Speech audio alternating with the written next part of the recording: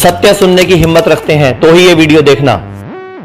हमने मिलके लॉन्च किया है hospital and institute of integral medical sciences, जो डेराबस्सी में है, चंडीगढ़ से 20 किलोमीटर पहले, दिल्ली चंडीगढ़ रोड में। और यहाँ पे चेयरमैन आचार्य मनीष, जिनका ये सपना है कि देश के हर कोने में इस तरह के हॉस्पिटल्स हों और जिसमें इंटीग्रेटेड मेडिसिन की बात करें, एलोपैथी की बात अलग से नहीं, होम्योपैथी की बात अलग से नहीं, आयुर्वेद की बात अलग से नहीं, पेशेंट की बात करें, पेशेंट कैसे ठीक होगा। और मैं आपको बता दूं, जिस तरह से कोविड का ये ठीक होने का तरीका है, जिस तरीके से कोविड सीवियर से सीवियर कोविड 1 हफ्ते में ठीक हो सकता है पूरी तरह से, उसी तरह से कैंसर, हार्ट डिजीज, डायबिटीज़, हर एक के ऐसे तरीके हैं। लेकिन वो तरीके इस फॉर्म में नहीं है, फॉर्चुनेटली और अनफॉर्चुनेटली। वो एक ऐसे फॉर्म में है जिस फॉर्म में व्यापार नहीं हो सकता, पेशेंट तो ठीक हो सकता है।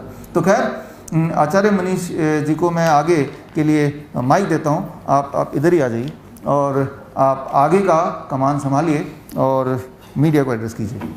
नमस्कार सभी को। मैं 1.5 साल से लगातार कई चैनलों पे मीडिया के सामने भी बोलते आ रहे हैं कि जब भी आप बुखार को दवाइयों से उतारोगे, बुखार शरीर की एक टूल है, जुकाम एक टूल है, खांसी एक टूल है, लेकिन उस टूल को जब आप दबाओगे, सप्रेस करोगे, अब हो क्या रहा है, जब वैक्सीन लगाई जा रही है तो हमें अफसोस है, कहना पड़ रहा है कि साथ में उसको 2 या 4 गोलियां पैरासीटामोल की या डोलो की मिलती हैं कि बुखार चढ़े तो उतार लेना भैया। अरे बुखार उतारोगे तो बुखार को जबरदस्ती दबाओगे तो टीबी बनेगा और टीबी भारत की नई महामारी बनेगा। तो हम आपके माध्यम से ये बोलना चाह रहे हैं कि जो ये सरकार ने, NIN ने, आयुष मिनिस्ट्री ने जो प्रोटोकॉल डिसाइड किया, अगर आप इस तरीके से भारत के लोगों का बुखार, जुकाम, खांसी, फ्लू के पेशेंट को ठीक करोगे तो टीबी की महामारी नहीं आएगी, वरना ऐसे टीबी बढ़ता जाएगा। और ये रिसर्च भी कई सालों पहले से हो चुकी हुई है कि बुखार में खाना नहीं खाना चाहिए। और हम भी लोगों का जब भी कोई पहला लक्षण आता है उसका खाना छुड़वाते हैं, उसको नारियल पानी पे, मौसमी के जूस पे, पाइनएप्पल के जूस पे, हल्दी पे, अदरक पे, इस तरह की चीजों पे लेके जाते हैं जिससे कि बॉडी की इम्यूनिटी बढ़े और बॉडी के अंदर सिर्फ इलेक्ट्रोलाइट का बैलेंस सेट रहे और व्यक्ति को वीकनेस ना आए और बुखार उसका अपने आप उतरे। आयुर्वेद में हजारों साल पहले एक और श्लोक लिखा गया, शांति माश्योत्थाना, शांति लंघन क्रिया, कि जब भी बुखार हो, जुकाम हो, खांसी हो, कोई भी बीमारी आए तो उपवास करो, व्रत करो। और ये जो नाइस प्रोटोकॉल है, ये यही आयुर्वेद का सिद्धांत है। व्रत जो हमारे पूर्वज किया करते थे, आज भी बहुत सारे लोग करते हैं, लेकिन व्रत के तरीके बदल गए। तो उसी व्रत को हमने एक तरीके से जोड़ा, जो सर ने अभी बताया कि इतना नारियल पानी, इतना मौसमी का जूस, जिससे कि व्यक्ति अपने आप ही ठीक हो जाए। तो मेरा सिर्फ कहने का ये मकसद है कि पेशेंट को, जो सर ने अभी बात करी है, कि हमें पेशेंट को ये नहीं देखना वो एलोपैथी, आयुर्वेद, नेचुरोपैथी, होम्योपैथी में कहां धक्के खाए। क्योंकि हिंदुस्तान में जितने भी हॉस्पिटल हैं, जब वहां कोई जाता है तो उसको सही राय नहीं मिलती, क्योंकि एक पैथी कंप्लीट नहीं है सारी बीमारी का इलाज करने में। इसीलिए हम लोगों ने मिलके चंडीगढ़ में जो भारत का पहला इंटीग्रेटेड हॉस्पिटल शुरू किया है, जो आपके माध्यम से पूरे भारत के लोगों को पता चल जाएगा। वहां पर जो भी पेशेंट आता है, हम चारों पैथीज के डॉक्टर्स वहां पे मौजूद हैं। हमारे साथ MBBS MD अवधेश पांडे जी मौजूद हैं, डॉक्टर अमर सिंह आजाद जो इस प्रेस कॉन्फ्रेंस में नहीं आए, पटियाला से हैं, वो भी MBBS डबल MD हैं। तो हम लोग सारे मिलकर पहले पेशेंट का डिस्कशन करके, पेशेंट के लिए क्या अच्छा है, क्या खिलाना है, क्या नहीं खिलाना है, क्या चीज अच्छी है, क्या चीज बुरी है, उसके अकॉर्डिंग उसका प्रोटोकॉल बनाते हैं, तो पेशेंट ठीक होना शुरू हो जाते हैं। तो आपके माध्यम से हम सिर्फ यही बोलेंगे कि पेशेंट की जितनी भी ऐसी चीजें जो पेशेंट का तनाव बढ़ाती हैं, वो जान लेती हैं। क्योंकि तनाव बढ़ाने वाला हार्मोन कार्टिसोल जान लेता है, कोरोना जान नहीं लेता। कोरोना का गलत प्रोटोकॉल या पेशेंट का बढ़ा हुआ स्ट्रेस। अब जब उसको आप PPE किट में मिलते हो, जब आप उसको डबल मास्क लगा के मिलते हो, उसकी शक्ल तो आपको दिखती नहीं और ना उसको आप छूते हो, 15 फीट दूर से आप उससे बात करते हो, तो पेशेंट को अपनापन फील ही नहीं होता। जो कि अहमदनगर कोविड सेंटर में सर ने और हम लोगों ने चंडीगढ़ कोविड सेंटर्स में किया कि पेशेंट को गले लगाना, पेशेंट से बात करना, बिना मास्क के मिलना, और ये सब अब तो प्रूव भी हो चुका है। तो आपके माध्यम से पूरे देश को मैं सिर्फ यही कहना चाहूंगा कि आयुर्वेद और नेचुरोपैथी, होम्योपैथी, एलोपैथी, इन सबको इकट्ठा करके जब तक सरकार कुछ सोचना शुरू नहीं करेगी ना, तब तक इस देश को के पेशेंट को हम सही राय और सही ज्ञान और सही नॉलेज नहीं दे पाएंगे। क्योंकि अगर आप लोग सोचते हो लोगों की मौत क्यों हुई, अब आप लोगों का एक सवाल हो सकता है लोगों की मौत क्यों हुई, तो मैं आपको पिछले साल 25 मई 2020 को लैंसेट ने जर्नल छाप दिया था कि जिन लोगों को HCQ दी गई, अकेली HCQ दी गई, उन 6 में से 1 की मौत हुई। जिनको HCQ के साथ एक एंटीबायोटिक एजिथ्रोमाइसिन वगैरह दी गई तो 5 में से 1 की मौत हुई, और जिनको HCQ के साथ कोई और एंटीबायोटिक या कोई और दवाई दी गई 4 में से 1 की मौत हुई। तो आप सोचो कैसे दिक्कत है। और रेमडेसिविर में तो आपको पता ही है भारत में कितने लोगों को शुगर दी, कितने लोगों को लंग्स की प्रॉब्लम दी, कितने लोगों का नुकसान किया। तो ये सब कौन, इसका जिम्मेदार कौन है? तो इसका जिम्मेदार है हमारे जो सरकार को गाइड करने वाले लोग हैं। उन लोगों में जब तक नेचुरोपैथी के और आयुर्वेद के लोगों की टीम को शामिल नहीं किया जाता तब तक ऐसे ही देश किसी ना किसी बीमारी से जूझता रहेगा। जैसे आज टीबी को लेकर एक प्रोटोकॉल है, टीबी के अंदर आपको पता है, टीबी के अंदर भारत में नेचुरोपैथिस्ट को, आयुर्वेद वाले को, उनको छूने तक की इजाजत नहीं है। टीबी वाले को सिर्फ एलोपैथी वाले हाथ लगा सकते हैं। तो क्या देश आज भी अंग्रेजों का गुलाम है? पहले हम अंग्रेजों के गुलाम थे, लेकिन आज हम अंग्रेजी मानसिकता के, अंग्रेजी पैथियों के और अंग्रेजी दवाइयों के गुलाम हैं। तो बस आप लोगों से आज जो हमारे महान स्वतंत्रता सेनानियों का जन्मदिन है उस पर यही डिमांड है सर की भी, हम सबकी मिलकर, कि भारत सरकार को जो गाइड करते हैं लोग, वहां सिर्फ एलोपैथी के लोग नहीं होने चाहिए, वहां पर नेचुरोपैथी और आयुर्वेद के लोगों को भी समुचित भागीदारी मिले, वरना भविष्य में भी ऐसी महामारियां आएंगी और गलत प्रोटोकॉल से और गलत ट्रीटमेंट से और गलत तरह के इलाज से लोग मरेंगे। मैं इतना ही बोलना चाहूंगा।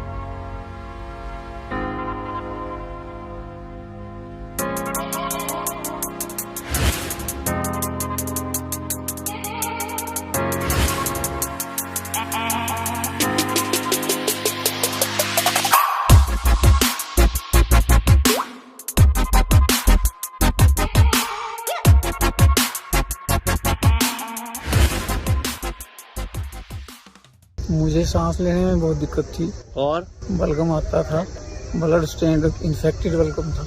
अपने आप में 3 दिन में कितना फर्क लग रहा है आपको? ये लगभग 40%। 40% आराम है। बलगम में कमी है? बहुत कम है। सांस फूलने में कमी है? हाँ जी। आयुर्वेद तो जीवन है। इनको क्या दिक्कत थी जब आप 5-7 दिन पहले यहाँ पे आए थे? तो ऐसा है जी, लाइक ये ना टाइप ऑफ कोमा में चले गए थे, कोई होश नहीं था इनको, आंखें बहुत थोड़ी थोड़ी खोलते थे, मुंह खुला रह गया था, मैं हार गया था। और अब आपके हिसाब से आज 7वां दिन है, आपके हिसाब से अब क्या चेंजेस आए हैं इनके अंदर? बहुत ज़्यादा चेंजेस आए हैं जी, और बहुत मतलब मैं तो खुद कहता हूँ कि आयुर्वेदिक को मानना चाहिए।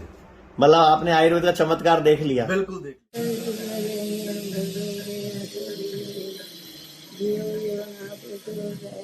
मेरा लीवर फेल है जी। लीवर फेल है, लीवर में ट्यूमर है। लीवर में ट्यूमर है। ओके, हाँ जी। तो आपको भी 3 दिन में हमारे यहाँ पे क्या फर्क लग रहा है? फर्क लग रहा है जी। बताओ एक बार कैमरे में बता देख के। रहा था- बता रहा था ना वीकनेस के बारे में।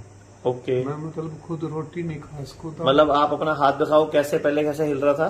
यूं आपका हाथ ऐसे ऐसे हिल रहा था, रोटी भी नहीं खा पा रहे थे आप जब आप हमारे पास आए थे। ही- ओके, अभी 3 दिन में फर्क है। हाँ, इसके अलावा और चुस्ती फुर्ती, पहले से चलने फिरने में हल्का हल्का फर्क लगा? बहुत फर्क है जी। पूरे ग्राउंड में 2 चक्कर लगाता हूँ। अच्छा, पूरे ग्राउंड में अब आप 2 चक्कर लगा पा रहे हो जब से यहाँ पे आए हो। और यही पहले कितना कितना घूम पा रहे थे आप? चल ही नहीं पा रहे थे। इसको किडनी के श्रिंकेज हुआ और क्रिएटिनिन बढ़ गया, क्रिएटिनिन लेवल के बढ़ता गया इसका।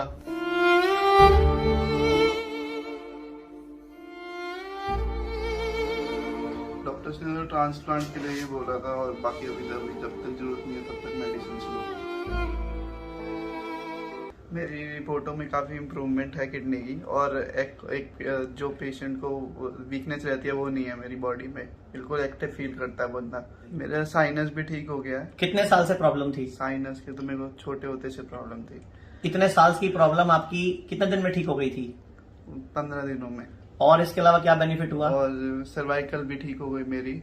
सर्वाइकल मतलब गर्दन में दर्द, कंधों में दर्द? हाँ जी, तो वो भी ठीक हो गई। रिपोर्ट्स में कितना फर्क आया आपके?